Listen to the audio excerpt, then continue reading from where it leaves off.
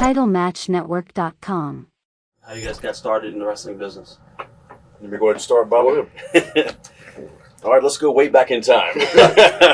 I got started back in the summer of 1978. I was living in Myrtle Beach, South Carolina. I was a bouncer at a nightclub, one of the hottest nightclubs down there called Mother Fletcher's. And I also worked part-time mornings doing room service at the Myrtle Beach Hilton.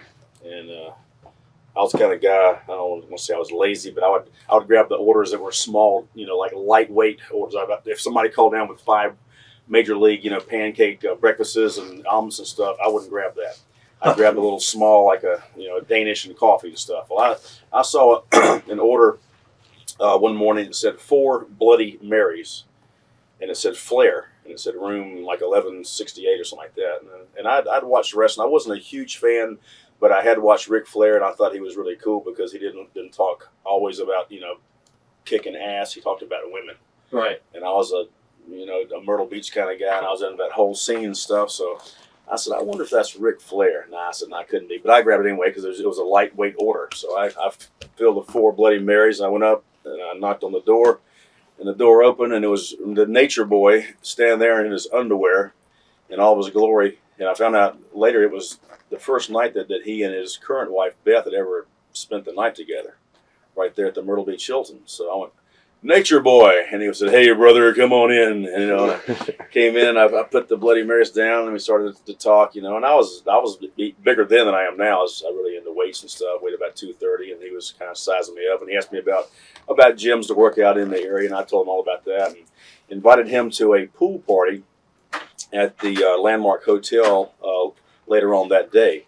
And he showed up. And he showed up with Blackjack Mulligan and Greg Valentine. And I made sure that I'd called about 4 of the hottest Myrtle Beach girls, and I was standing there with 2 girls on each side, and the blonde hair, the tan, the same kind of gimmick as Flair, but I wasn't a wrestler yet.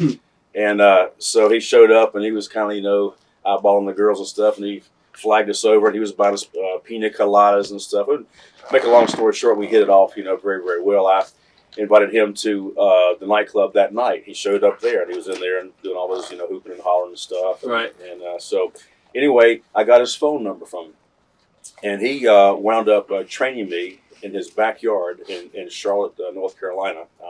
As far as I know, I'm the only guy that he ever personally trained in his backyard, and he made it hard on me. But that's how I met Flair, and that's how the whole thing kind of started. It's kind of like a fate thing. I knocked on the door, and there he was in his underwear. Right. The rest is history. Now, did you want to get into business when you first started? I mean, was it something that you wanted to do? I knew that I wanted to do something, whether it was singing. I love to sing. Some kind of like an entertainment kind of venue. But it wasn't like I wasn't totally focused on wrestling. But that when I saw him, and it's kind of like, wow, this would be a cool way to travel and be on TV and stuff. So what was the first territory that you worked? First territory was Amarillo, Texas. Flair had talked to Blackjack Mulligan and Dick Murdoch, who had just recently purchased that territory from the Funks. Right. And that's where they sent me. I was supposed to be Nature Boy Stan Lane, and I had a robe and stuff, and went out there, and that was my first territory. I was only there about 3 months. It was an ill-fated adventure. No money, horrible weather. It was the dead of winter, and I stayed there about 3 months, and then I moved on. Who were some of the guys there that took you under their wing? One of the nicest guys ever. I mean, this guy really helped me out. Was Tank Patton, great guy. Another guy who was very, very nice to me at that time was Bill Howard. He was doing a gimmick, kind of like a devil worshiper gimmick called Radamayas, I believe is the correct pronunciation of the name he was using, or something to that effect. He was very nice. Murdoch and Mulligan were a little bit mean to me, but those things happen. How about your early memories of Dusty? Dusty was always real good to me. I mean, he gave me my first break. I was in Amarillo for 3 months. Horrible time there. I worked for Bill Watts for like 9 months. I met Dusty there. He came to me and said, if you want to come out of Florida, he said, I'll use you good. And I went, gosh, because then, I mean, at that time, we're talking the early '80s. Most kids had to pay dues for like 4 or 5 years or longer. And here, I'd been working for only about 9 or 10 months, and I went down to Florida, and he made me and Brian St. John the Florida Tag Team Champions. I was like, I can't believe it. Thank you, God. And two legends, Ray Stevens and Eddie Graham, dropped the straps to us, and I was like, wow, this is unbelievable. So he gave me that break, and then when Steve, quit the business to do real estate, I got a call from Dusty again, and I joined the Midnight Express. So my another great break for me, because of Dusty Rhodes. So I got to tip my hat to Dusty Rhodes. Well, memories of the Clash of Champions match against Barry Windham and Ric Flair. Was that in like Johnson City or somewhere? Chattanooga. That's right. You're right. Good, a fun match for me because I think that was the first time I'd ever worked against the guy who actually started me and trained me. Ric Flair. So it was an honor for me. Plus, at that time, Barry Windham was just a tremendous worker. Yeah. And of course, Flair was too. He had his routine, of course, but it was a fun match for me.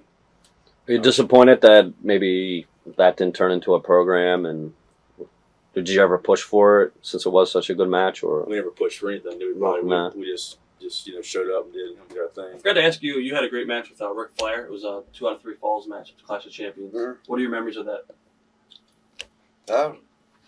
It was good. It's fun. I've worked with him before. How are those chops? Stiff. Brought you up. Did when you guys were teaming back in '86, '87, was there ever an attempt by any of the Japanese promotions to get you guys to come over there? I don't think so. No, I don't think so either. I worked Japan twice. I worked Japan when I first started in the business, like the first year or two. Mr. Saito got me booked over there as a junior heavyweight champion, and I was over there 5 weeks, which is a long tour for your first time. But I worked against Fujinami in the Salt Palace on this semi-main. It was like, holy shit, here I am after a year and a half. I was just lucky. I was fortunate, and I was over there on it was like Abdullah the Butcher here, and then there was Stan Lane, and there's like Bad News Allen, and then Superstar, and all that. I was like, wow, fortunate. What are your memories working the Heroes of Wrestling pay-per-view? Against Tully? Yeah. Yeah. It was fun. I mean, it's for a brief moment there, time was like turned back, and had Tully doing a really good interview. I mean, he actually felt it, I think, you can tell when they really, it's really a gut kind of thing. And I jumped him, I threw him in the trunk of the car and stuff. What was this at? This was, I think it wasn't Shreveport, was it? Biloxi, yeah, one of those Casino Royales or something like that. And they had Jake the Snake on there, who was just totally out of it. Yeah. And me and Tully, and I came. I think Samoan SWAT team was there. Yeah. Right. And some other guys. speaking of Jake and Tully, how were they back then, like in the locker room and everything? Like we hear a lot of different stories about both those guys. Well, back then, as far as Tully, he was a party guy. I mean, Yeah. he enjoyed partying. Of course, he's changed now, or I guess he's changed. He's a preacher.